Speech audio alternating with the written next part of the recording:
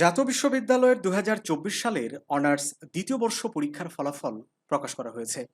এই ফলাফলে তোমাদের মধ্যে অনেকেই অনেক বেশি খুশি হয়েছ, আবার অনেকেই জীবনে প্রথমবারের মতো কোনো সাবজেক্টে ফেল করে বা খারাপ রেজাল্ট করে একেবারে আশাহত হয়ে ভেঙে পড়েছ। তো শিক্ষার্থী বন্ধুরা, জানুবিডির আজকের ক্লাসে আমরা আলোচনা করব যে অনার্স দ্বিতীয় বর্ষে দুই একটা বিষয়ে যদি কোনো স্টুডেন্টের ফেল বা খারাপ গ্রেড থাকে, তাহলে আসলে এখন তার করণীয় কি। একই সাথে আলোচনা করব যে কিভাবে তুমি তৃতীয় বর্ষে ঘুরে দাঁড়াবে। শিক্ষার্থী বন্ধুরা, রেজাল্ট প্রকাশের যে নোটিশটি তোমরা দেখতে পাচ্ছ, এই নোটিশে বলা আছে যে এবার পাশের হার 93.23%। অর্থাৎ যারা অনার্স দ্বিতীয় থেকে তৃতীয় বর্ষে উত্তীর্ণ হয়েছে তাদের সংখ্যা হচ্ছে এই 93.23%। কিন্তু আমি যদি বলি সবগুলো সাবজেক্টে কত শতাংশ স্টুডেন্ট পাশ করেছে, তাহলে কিন্তু এই সমীকরণ কোথাও পাওয়া যাবে না। আমরা যদি সেই সমীকরণটা বের করতে চাই বা ওইরকম একটা যদি এরকম একটা সিনারিও বিশ্ববিদ্যালয় কর্তৃপক্ষ জানার সুযোগ করে দিত, তাহলে আমাদের জন্য সুবিধা হতো। তবে প্রতি বছর যেরকমটা হয়, আমরা সেই জায়গা থেকে ধারণা করছি যে সবগুলো সাবজেক্টের পাশের হার 50%-এর বেশি হবে না। 50%-এর মতো স্টুডেন্টের দুই একটা সাবজেক্টে ফেল থাকেই। ঠিক আছে, এই যে দুই একটা সাবজেক্টে ফেল করলো প্রায় 100 জনে 50 জনের মতো স্টুডেন্ট, এরা কিন্তু সবাই এই দুই একটা সাবজেক্টে ফেল করার মতো পরীক্ষা দেয়নি। আমি জানি তোমাদের মধ্যে শত শত হাজার হাজার স্টুডেন্ট আছো যারা মনে করছে যে তোমার সাথে যেটা হয়েছে সেটা একেবারে অন্যায়। তোমার যে সাবজেক্টে সি গ্রেড এসেছে সেটাতে কোনোভাবেই এ গ্রেডের নিচে আসার কথা না। আবার কোনো সাবজেক্টে সরাসরি কোনো স্টুডেন্টের ফেল চলে এসেছে, কিন্তু কোনোভাবেই এই সাবজেক্টে ফেল আসার কথা ছিল না। তো তাদের জন্য আসলে এই মুহূর্তে করণীয়টা কি? শিক্ষার্থী বন্ধুরা, বিশ্ববিদ্যালয় কর্তৃপক্ষ এখনো তোমাদের জন্য রাস্তা খোলা রেখেছে। অনেক কিছুই তোমাদের করণীয় আছে, ভেঙে পড়ার মতো এখনো কিছু হয়নি। তো যাই হোক, চলো আমরা বিস্তারিত আলোচনা করি। শিক্ষার্থী বন্ধুরা, একটু মনোযোগ দিবে। মনোযোগ দিলে যে বিষয়টি আজকের ক্লাসের মাধ্যমে আমরা তোমাদের বোঝাতে চাচ্ছি খুব সহজেই বোঝাতে পারবো। শিক্ষার্থী বন্ধুরা দেখো, ধরে নাও তোমার সাবজেক্টে কোনো সাবজেক্টে ফেল এসেছে বা কোনো সাবজেক্টে তোমার এ প্লাস পাওয়ার মতো কথা, সেখানে তোমার ডি গ্রেড এসেছে। দুই ধরনের স্টুডেন্টদের ক্ষেত্রেই দুইটা রাস্তা এখন খোলা আছে। কয়টা রাস্তা? দুইটা। দুইটাই ভালো করে বোঝো। একটা হচ্ছে ইমপ্রুভমেন্ট, একটা কি ইমপ্রুভমেন্ট, আর একটা হচ্ছে বোর্ড চ্যালেঞ্জ। তো ইমপ্রুভমেন্ট কারা করবে, কারা কারা কত টাকা লাগবে এবং কিভাবে দিতে হবে, আবার বোর্ড চ্যালেঞ্জ কারা কারা করতে পারবে, কত টাকা লাগবে, সবকিছু এখন আমরা বিস্তারিত আলোচনা করব ধরে ধরে। আমরা প্রথমে ইমপ্রুভমেন্ট আলোচনা করি। দেখো, ইমপ্রুভমেন্ট কিন্তু সবাই দিতে পারবে না। এখানে কিছু ক্রাইটেরিয়া আছে। প্রথম ক্রাইটেরিয়া হচ্ছে সর্বনিম্ন সি প্লাস রেজাল্ট থাকতে, মানে সি প্লাসের উপর যদি রেজাল্ট থাকে, ধরো বি মাইনাস আছে, তাহলে কিন্তু তুমি ইমপ্রুভমেন্ট দিতে পারবে না। অনেক সময় দেখা যায় যে সি গ্রেডের উপরে আসলেও আর ইমপ্রুভমেন্ট দিতে মানে দেওয়া যায় না, ফর্ম ফিল আপে উল্লেখ করা থাকে। তো রিসেন্ট যতগুলো পরীক্ষা হয়েছে সবগুলো পরীক্ষাই আমরা লক্ষ্য করেছি, ফর্ম পূরণের নোটিশে দেখেছি যে সি প্লাস পর্যন্ত ইমপ্রুভমেন্ট দেওয়া যায়। সি প্লাসের নিচে থাকলে তোমরা ইমপ্রুভমেন্টে বুঝতে পারবে। এখন আসি ইমপ্রুভমেন্ট কখন দিতে হবে। এই যে তোমাদের ছোট ভাই যারা সবেমাত্র সেকেন্ড ইয়ারে উঠেছে, তাদের যখন ফর্ম ফিল আপ চলবে, তারা যখন পরীক্ষা দিবে, তখন তাদের সাথে ফর্ম পূরণ করে পরীক্ষা দিতে পারবে। এবং কত টাকা খরচ হবে? একটা সাবজেক্টের জন্য 1300 টাকা, এবং পরবর্তী সকল সাবজেক্টের জন্য যদি দুইটা সাবজেক্ট হয়, এই 1300 সাথে আরো 400 টাকা যোগ হবে, তাহলে 13 আর 4 1700, 1800 টাকা দুইটা সাবজেক্টের জন্য খরচ হতে পারে। তোমরা কি কথা বুঝতে পারছো? একটু মনোযোগ দাও।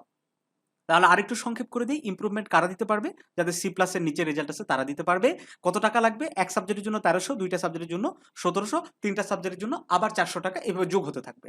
যাই হোক, ইমপ্রুভমেন্টে কি মানে রেজাল্ট কি, যদি মনে করো তুমি সি গ্রেড পেয়েছো, তুমি চাইতেছো ইমপ্রুভ দিয়ে এটাতে এ প্লাস রেজাল্ট নিয়ে আসার জন্য। তো সেক্ষেত্রে আবার এই ইমপ্রুভ পরীক্ষা দিয়ে তোমার পরীক্ষা খুবই খারাপ হলো, এফ গ্রেড চলে আসলো, তাহলে কি তোমার রেজাল্ট কমে যাবে? হ্যাঁ শিক্ষার্থী বন্ধুরা, নতুন নিয়ম অনুযায়ী এটাই হবে। তুমি যদি পরীক্ষা খারাপ দাও, তাহলে কিন্তু রেজাল্ট কমে যাওয়ার একটা সম্ভাবনা আছে। এবছরই এই যে কিছুদিন আগে যে অনার্স প্রথম বর্ষের ইমপ্রুভমেন্ট মানে রেজাল্ট দিল অনার্স প্রথম বর্ষে, সেখানে কিন্তু আমরা দেখেছি এরকমটা। তবে এইটা নিয়ে বিশ্ববিদ্যালয় কর্তৃপক্ষ এখনো কিন্তু পরিষ্কার করে কোনো কথা বলেনি যে রেজাল্ট ডিক্রিজ হয় কিনা। তবে আমরা দেখেছি, সেই জায়গা থেকে তোমাদেরকে বললাম এইটুকু। যদি কেউ বলো এখন নোটিশ দেখান, তাহলে কিন্তু আমরা নোটিশ দেখাতে পারবো না। ঠিক আছে? তো যাই হোক, এখন আসি বোর্ড চ্যালেঞ্জের ক্ষেত্রে। তো বোর্ড চ্যালেঞ্জ সবাই করতে পারবে। যারা বি মানে এ মাইনাস পেয়েছে, যদি মনে করে যে না তার অবশ্যই এ প্লাস পাওয়ার কথা ছিল, তার জন্য সে বোর্ড চ্যালেঞ্জ করতে পারে। বোর্ড চ্যালেঞ্জ সবাই করতে পারবে, কোনো ধরা বাঁধা নিয়ম নেই। যারা ইমপ্রুভ দিয়েছে, সেকেন্ড ইয়ার তারাও বোর্ড চ্যালেঞ্জের জন্য আবেদন করতে পারবে। এখন আসি বোর্ড চ্যালেঞ্জের জন্য কত টাকা খরচ হবে। বোর্ড চ্যালেঞ্জের জন্য প্রতি সাবজেক্টের জন্য গত বছরের হিসাব যদি আমরা ধরি ১২০০ টাকা, এর সাথে ব্যাংক চার্জ ২০ টাকা, মোটামুটি ১২২০ টাকা তুমি যদি নিজে আবেদন করো আর অন্য কারো থেকে যদি আবেদন করে নাও তার সার্ভিস চার্জ দিতে হবে। সবকিছু মিলাই ধরে নাও ১৩০০ টাকার মতো প্রতি সাবজেক্টের জন্য খরচ হতে পারে। ২ সাবজেক্ট যদি করো তাহলে ২৬০০, এভাবে ৩ সাবজেক্ট যদি করো আবার ১৩০০ টাকা যোগ হবে। আমার কথা কি বুঝতে পারছো? একটু মনোযোগ দাও শিক্ষার্থী বন্ধুরা। তাহলে বোর্ড চ্যালেঞ্জ কারা করতে পারবে? সবাই করতে পারবে। কত টাকা লাগবে? প্রতি সাবজেক্টের জন্য ১২২০ টাকা থেকে ১৩০০ টাকার মতো খরচ হতে পারে। এখন কথা হইতেছে যে বোর্ড চ্যালেঞ্জে কি রেজাল্ট কমে যায়? হ্যাঁ, বোর্ড চ্যালেঞ্জেও বোর্ড চ্যালেঞ্জের রেজাল্ট কখনোই কমে না। বোর্ড চ্যালেঞ্জ তখনই পরিবর্তন হয় যখন রেজাল্ট বাড়ে। আরেকটা তথ্য দিয়ে রাখি, খাতা কি পুনরায় দেখা হয়? হ্যাঁ, খাতা পুনরায় একটা টিচার দ্বারা দেখা হয়। এখন কথা হইতেছে যে কোন বড় ভাই, কোন স্যার যেন বলেছে যে বোর্ড চ্যালেঞ্জ করলে টাকা নষ্ট, বোর্ড চ্যালেঞ্জ করো না। তো তাদেরকে বলতে চাই যে তাদের কথা শোনার প্রয়োজন নাই। আমাদের নতুন এনইউ যে ভিসি স্যার আসছে, ডক্টর এস এম আমানুল্লাহ, উনি নতুন একটা নিয়ম করেছে যে যখন একটা স্টুডেন্ট বোর্ড চ্যালেঞ্জের জন্য আবেদন করবে, তার খাতা পুনরায় নতুন একটা টিচার দিয়ে শুরু থেকে শেষ পর্যন্ত দেখা হবে। তার মানে কি? যদি তোমার খাতায় পাস করার মতো মার্কস থাকে, তাহলে ডেফিনেটলি তুমি 100% কেন 1000% তোমার রেজাল্ট চেঞ্জ হবে। এটা একদম চোখ বন্ধ করে থাকতে পারো। এই জন্যই এবছর এই যে ফার্স্ট ইয়ারে রিসেন্টলি কয়েকদিন আগে রেজাল্ট দিছে, হ্যাঁ, এই রেজাল্টের কথা যদি আমরা বলি, আমরা মোটামুটি আবেদন করে দিয়েছি প্রায় ২৫০০ থেকে ৩০০০ স্টুডেন্টের মতো স্টুডেন্টদেরকে আমরা বোর্ড চ্যালেঞ্জে, আমরা জানুবিডি টিম আবেদন করে দিয়েছি প্রায় ৩০০০-এর মতো স্টুডেন্ট। এর মধ্যে আমরা সবার রেজাল্ট চেঞ্জ করে দিইনি, অনেকে আমাদের থেকে রেজাল্ট চেঞ্জ করে নেয়নি। বাট মোটামুটি ১০০০-এর মতো স্টুডেন্ট তো আমাদের থেকে রেজাল্ট চেঞ্জ করে নিয়েছে। আমরা দেখেছি ৭০০ স্টুডেন্টের রেজাল্টই চেঞ্জ হয়েছে। ভাবতে পারো এই সংখ্যাটা, ১০০০-এর মধ্যে ৭০০, এটা একদম কম করে আমি একবারে কমটা ধরেছি। আমরা তো ওইভাবে একবারে ক্লিয়ার এক্সেল শিটে ডেটা রাখি নাই যে কার কার রেজাল্ট চেঞ্জ হলো, বাট মোটামুটি সবার রেজাল্টই চেঞ্জ হয়েছে। সো চোখ বন্ধ করে যদি ভালো পরীক্ষা দিয়ে থাকো তাহলে বোর্ড চ্যালেঞ্জের জন্য আবেদন করবা। আর যদি মনে করো যে দেখি একটা চেষ্টা করে দেখি, ঢিল মেরে দেখি কি হয়, তাহলে ভাই শুধু টাকা নষ্ট হবে, কাজ হবে না। ঠিক আছে? এখানে ওই ঢিল মারার কিছু নাই। এখন আসি যে কিভাবে তৃতীয় বর্ষে ঘুরে দাঁড়াবে। তো একটা কথা তুমি তো বুঝতে পারলে না, যদি তোমার সাথে অন্যায় কিছু হয়ে থাকে, যদি তোমার খাতাটা ঠিকভাবে যাচাই করা না হয়ে থাকে, তার মানে কি তোমার সামনে এখনো রাস্তা খোলা আছে। আর একেবারে যদি পরীক্ষাও খারাপ হয়, তারপরে কি তোমার সামনে রাস্তা নাই? রাস্তা আছে। সেটা কি? ইমপ্রুভমেন্ট। এই ইমপ্রুভমেন্ট, অনার্সে যদি ইমপ্রুভমেন্ট যদি না থাকে ভাই, অনার্স করার কোনো মজা নেই। ঠিক আছে? দেখা যাচ্ছে যে তোমার বন্ধু-বান্ধব এমন কেউ নাই বলতে পারবে যে অনার্স 4th ইয়ার কমপ্লিট করছে, অথচ তার কোনো ইমপ্রুভমেন্ট ছিল না। ২-১ টা সাবজেক্টে ইমপ্রুভ থাকে, এটা স্বাভাবিক। যারা খুব আল্ট্রা লেভেল, প্রো লেভেলের স্টুডেন্ট, তাদের ইমপ্রুভমেন্ট থাকে না। তাদের কথা আমি আজকের ক্লাসে আলোচনা করছি না। তারা হয়তো ভিডিও দেখতেও আসে নাই। তো শিক্ষার্থী বন্ধুরা, এখন ঘুরে দাঁড়ানোর বিষয়টা, শুরুতেই যে বিষয়টা আসবে সেটা হচ্ছে যে ২য় বর্ষে যে ভুলগুলো করেছ, সেই ভুলগুলো ৩য় বর্ষে করা যাবে না। তুমি এখন ঠান্ডা মাথায় একটু চিন্তা করে দেখো যে কোন কোন ভুলের কারণে তোমার প্রস্তুতিটা একটু খারাপ হয়েছিল। সেই ভুলগুলো একটা লিস্ট করো, খাতায় একটা নোট করো যে এই ভুলগুলো আমি সেকেন্ড ইয়ারে করেছি, এই ভুলগুলো আমার আর থার্ড ইয়ারে করা যাবে না। তারপরে কি করতে হবে? তোমাকে এখন থেকে, এই আজকে থেকে, ভিডিওটা দেখার পর থেকে একটা রুটিন মাফিক পড়াশোনা করতে হবে। রুটিন ছাড়া কোনো কিছু হবে না। ঠিক আছে? একটা গোছানো, একটা ক্ল্যারিটি, একটা পরিষ্কার ধারণা ছাড়া কোনো কিছু করা সম্ভব নাই। তোমার থার্ড ইয়ারের পরীক্ষা কোন বছর, মানে কোন মাসে হবে, এটা তোমাকে আগে চিন্তা করতে হবে। দেখো, এটা নিয়ে আমরা একটা ভিডিও কিন্তু ইতিমধ্যে দিয়ে দিছি। তৃতীয় বর্ষের পরীক্ষা হবে এই বছরেরই, ডিসেম্বর মাসে শুরু হওয়ার সম্ভাবনা সবচেয়ে বেশি। কোনো কারণে যদি খুব ডিলে হয় তাহলে ২৭শে জানুয়ারি যেতে পারে। কোন মাসের? ২৭শে জানুয়ারি মাসে যেতে পারে, খুব যদি দেরি হয়। বাট আমি মনে করি যে তোমাদের পরীক্ষাটা ডিসেম্বরের শুরু থেকে নভেম্বরের শেষ দিক থেকে শুরু হবে। এখন তুমি হিসাব করে দেখো তোমার হাতে কতটুকু সময় আছে, কি কি তোমাকে পড়তে হবে। সেই মাফিক তুমি একটা টার্গেট ফিক্স করো এবং রুটিন করো যে ডেইলি তোমাকে ২ ঘন্টা নাকি ৩ ঘন্টা নাকি ৪ ঘন্টা, কত ঘন্টা পড়তে হবে, এবং একটা গাইডেন্সের মধ্যে থাকার চেষ্টা করো।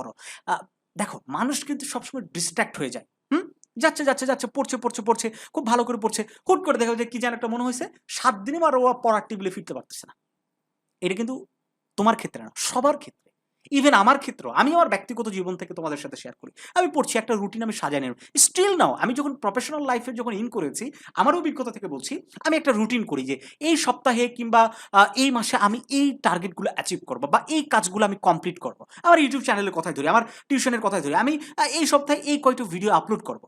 কিন্তু রুটিন করার পর দেখা যায় হুট করে আমি ভেসে হয়ে গেছি, একটা কাজে জড়াই গেছি, দেখা যায় ২-৩ দিন আমি কোনোভাবেই আমি আর ভিডিও তৈরি করার মতো সুযোগ করতে পারছি না। কেন? এটার কোনো উত্তর নাই। বাট আমি ফিরতেই পারতেছি না।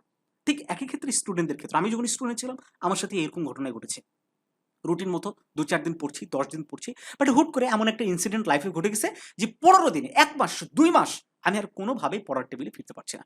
এই যে লম্বা একটা ডিসট্যান্স বা গ্যাপ পড়াশোনার মধ্যে চলে আসতেছে, এইটাই হচ্ছে খারাপ রেজাল্ট বা খারাপ প্রিপারেশন তৈরি হওয়ার মূল কারণ। তো এই জায়গা থেকে বের হতে হবে। এই জায়গা থেকে বের হওয়ার একটা উপায় কি? সিস্টেম তৈরি করা। সিস্টেম। একটা মানুষ যখন কোনো সিস্টেমের মধ্যে ঢুকে যাবে তখন সে চাইলেও ডিস্ট্রাক্ট হতে পারবে না। কারণ এখন আমার একটা অফিস হয়ে গেছে। আমার জবের পাশাপাশি যখন এই কাজগুলোতে আমি যখন সময় দেই তখন না চাইলেও আমার যেহেতু এমপ্লয়ি হায়ার করা আছে ওদের জন্য আমাকে কাজে ফিরতে হয়, আমাকে বসতে হয়। যার কারণে আমি সহজে ডিস্ট্রাক্ট হতে পারি না। আমার আ চাইলেই আমি কি জব ছেড়ে দিতে পারি? আমার জব যে প্রফেশনাল লাইফে যে একটা জব আছে ওই জব ছেড়ে দিতে পারি না। আমাকে ওই জবের জন্য হইলেও একটা টিচিং প্রফেশনে থাকতেই হচ্ছে। হ্যাঁ? এইটা থেকে আমি আর বের হতে পারছি না। সো আমাকে সিস্টেম বাধ্য করছে আমার রাইট ট্র্যাকে থাকার জন্য। একইভাবে তুমি এসএসসি, এইচএসসি র দিকে তাকাও, তোমার লাইফটা কিন্তু একটা গোছানো লাইফ ছিল। তুমি চাইলেই পড়াশোনা থেকে অনেকদিন ছিটকে থাকো। হয়তো খুব বেশি হইলে কি নানার বাড়িতে, দাদুর বাড়িতে ছুটিতে গেলে ২-১ দিনের মতো ডিস্ট্রাক্ট হইতে পারতে, ঈদের ছুটিতে গুলো ডিস্ট্রাক্ট হইতে পারতে। বাট এর বেশি না। কারণ কি? ওই পুনরায় এসে কি ছিল? প্রাইভেট ছিল, কোচিং ছিল, স্কুল ছিল, তোমার কলেজ ছিল। হ্যাঁ? এগুলাকে তোমার কি একটা সিস্টেমের মতো কাজ করতো। তোমাকে ডিস্ট্রাক্ট হতে দিত না। তোমার রোড থেকে তোমাকে আলাদা হইতে দিত না। কিন্তু অনার্সে এই সিস্টেমটা নাই। সিস্টেম করতে হবে। তো সিস্টেম করার জন্য কি করতে পারো? তুমি একটা ভালো প্রাইভেট নিতে পারো। ভালো করে বুঝবা। কথাটা, প্রত্যেকটা কথা খুব দামি কথা। যদি বুঝতে পারো, যদি ধরতে পারো, তাহলে ডেফিনিটলি তুমি সাকসেস পাবা। না যদি ধরতে পারো, না যদি বুঝতে পারো তাহলে ভাই হবে না। সিস্টেম ছাড়া হবে না। প্রাইভেট নিতে পারো। প্রাইভেটে রেগুলার যাবা, আসবা, টিচারদের সাথে কমিউনিকেট করবা। তোমার এমন একটা ফ্রেন্ড সার্কেল, একটা স্টাডি গ্রুপ করবা, যে গ্রুপটাতে সবসময় পড়াশোনা নিয়ে আলোচনা হয়, যাতে তুমিও ওই একটা পরিবেশে এনভায়রনমেন্টের মধ্যে থাকতে পারো। ওকে? আ এইজন্য আমাদের একটা কোর্স আছে। আমি বলছি না যে আমাদের কোর্সেই যুক্ত হতে হবে, বাট আমাদের কোর্সের প্ল্যানটা দেখে তুমি নিজে, নিজের সিস্টেম তৈরি করে নিতে পারো। আমাদের এক্সাম ব্যাচ 3rd ইয়ারে আমরা কিন্তু ভর্তি শুরু করেছি। এখন আমরা শুরু করিনি। আমরা শুরু করব ঈদের পরে। একেবারে ২৫ মার্চ থেকে এই কয়দিন আমরা ভর্তি নিব। তবে সিট সংখ্যা খুব লিমিটেড। প্রতিটা ডিপার্টমেন্টে মাত্র ৫০ জন। তোমরা সেকেন্ড ইয়ারে যারা আমাদের সাথে ছিলে তারা জানো ৫০ জনের একজন স্টুডেন্ট কিন্তু আমরা প্লাস করিনি একটা গ্রুপে। আমরা ভর্তি নিইনি। সো এবছরে আমরা ৫০ জন করে স্টুডেন্ট ভর্তি নিব। ২৫ মার্চ আমরা শুরু করব। ২০ মার্চ মানে ঈদের আগ পর্যন্ত আমরা এই ব্যাচটাতে ভর্তি নিব। ওকে? তো এটার ফি কত? দেখো এটার ফি আমরা এত সামান্য রেখেছি। আমরা চাই যে ন্যাশনাল ইউনিভার্সিটির প্রত্যেকটি স্টুডেন্ট আমাদের সাথে যুক্ত হোক। মাত্র ৳৯৫০। ৳১,০০০ না। একটা জায়গায় প্রাইভেট পড়তে চাও, প্রতি মাসে তোমাকে আ মিনিমাম তো ৳৫০০ এবং ওভারঅল কস্টিং মানে ট্রান্সপোর্টেশন কস্ট সহ ৳৮০০ খরচ হবে মিনিমাম। সেই জায়গায় এখন থেকে শুরু করে একদম ওই ডিসেম্বর পর্যন্ত, মানে পরীক্ষা যতদিন না শেষ হইছে, সম্পূর্ণ ফি হচ্ছে ৳৯৫০। এখন কি, কি সার্ভিস পাবে? আমি বলব যে স্ক্রিনে দেওয়া WhatsApp নাম্বারে যোগাযোগ করে একটু জেনে নিবা। তবে আমাদের এটা কোনো ক্লাসের ব্যাচ না, আমরা জাস্ট গাইডেন্সের ব্যাচ এটা। প্রত্যেকটা সাবজেক্টে আমরা নোটস দিব, রুটিন মাফিক ২ দিন পর, পর পরীক্ষা নিব, যাতে তুমি নিজেকে পড়াশোনার সাথে অ্যাটাচ রাখতে পারো, একটা পড়াশোনার এনভায়রনমেন্টের মধ্যে থাকতে পারো। তোমার একটা স্টাডি গ্রুপের মধ্যে থাকতে পারো। ঠিক আছে? শিক্ষার্থী বন্ধুরা, তো সবকিছু মিলে আমি মনে করি যে ভেঙে পড়ার মতো কিছু হয়নি। ঘুরে দাঁড়াও। এই 3rd ইয়ারে তোমাকে ঘুরে দাঁড়াতে হবে। যত কিছু হইছে, 1st ইয়ারে ইমপ্রুভ আছে, 2nd ইয়ারে ইমপ্রুভ আছে, এই 3rd ইয়ারেই তোমাকে ঘুরে দাঁড়াতে হবে। তুমি 4th ইয়ারে কোনোভাবেই ঘুরে দাঁড়াতে পারবে না। 4th ইয়ারে ৯ টা সাবজেক্ট, কোনটা ছেড়ে কোনটা পড়বা, ভাইবার প্রস্তুতি নেবা না, পারিপার্শ্বিক যে একটা ফ্যামিলির একটা চাপ চলে আসবে, বড় হয়ে যাবে, একটা বছরে চাকরি করবা না, কি করবা না করবা, সবকিছু মিলে অন্যরকম একটা পরিবেশের মধ্যে তোমাকে যেতে হবে। প্রত্যেকটা দিন একটা বছরের মতো মনে হবে। এইজন্য 3rd ইয়ারে তোমাকে যেভাবে হোক ঘুরে দাঁড়াতে হবে। জাস্ট এইটুকু আমার কথা মনে করো। আমাদের কোর্সে যুক্ত হওয়ার জন্য আমি বলি নাই ভাই। এটা মনে করো না যে এতগুলো কথা জাস্ট কোর্সে ভর্তি হওয়ার জন্য বলতেছি। না। জাস্ট থিংক ইউরসেলফ, মাথাটা ঠান্ডা করে চোখটা বন্ধ করো। দুনিয়া থেকে নিজেকে একটু বিচ্ছিন্ন করো। আর ভাবো, পুরো একেবারে একাকী ভাবো না। একাকী চিন্তা করো। একটু ভাবো যে এখন তুমি কি অবস্থায় আছো? আফটার 1 ইয়ার তুমি কোন জায়গায় নিজেকে তুমি দেখতে চাচ্ছ বা কোন জায়গায় তুমি থাকবা? হ্যাঁ? তোমার ভবিষ্যৎটা কি হতে পারে? জাস্ট একটু চিন্তা করো। অনেক কিছু তো ভাবো। ঘন্টার পর ঘন্টা ফেসবুকে স্ক্রল করো। বাট নিজের ফিউচার ডে, নিজের আ বা বা ১ বছর পরে তুমি কোন জায়গায় থাকবা? ওইটা একটু রোড ম্যাপটা একটু চিন্তা করো। ওকে? তাহলে তোমার কি করা উচিত? তোমার সামনে সবকিছু দিনের আলোর মতো পরিষ্কার হয়ে যাবে। তো জানো বিডি টিম সবসময়ই তোমাদের পাশে থাকার চেষ্টা করেছে। তোমরা ফার্স্ট ইয়ার থেকে আমাদের সাথে ছিলে। আমি জানি তোমাদের মধ্যে খুব কম ভিউয়ার্স আছে যারা নতুন আমাদের ভিডিও দেখছো। অধিকাংশ ভিউয়ার্সই আমাদের ফার্স্ট ইয়ার থেকে আমাদের সাথে ছিলে। আমরা চেষ্টা করেছি তোমাদের পাশে থাকার এবং চেষ্টা করে যাচ্ছি। আমাদের এই চেষ্টাকে একটু অ্যাপ্রিশিয়েট করো। ভিডিওটাতে একটু লাইক দিবা, কমেন্ট করে জানাবে আমাদের ভিডিওগুলো তোমাদের কেমন লাগছে। আর সাবস্ক্রাইব করে সাথে থাকবে, বন্ধুদের সাথে কি ভিডিওগুলো শেয়ার করবা। ভালো থাকো, তোমাদের জন্য অনেক অনেক দোয়া এবং শুভকামনা রইল।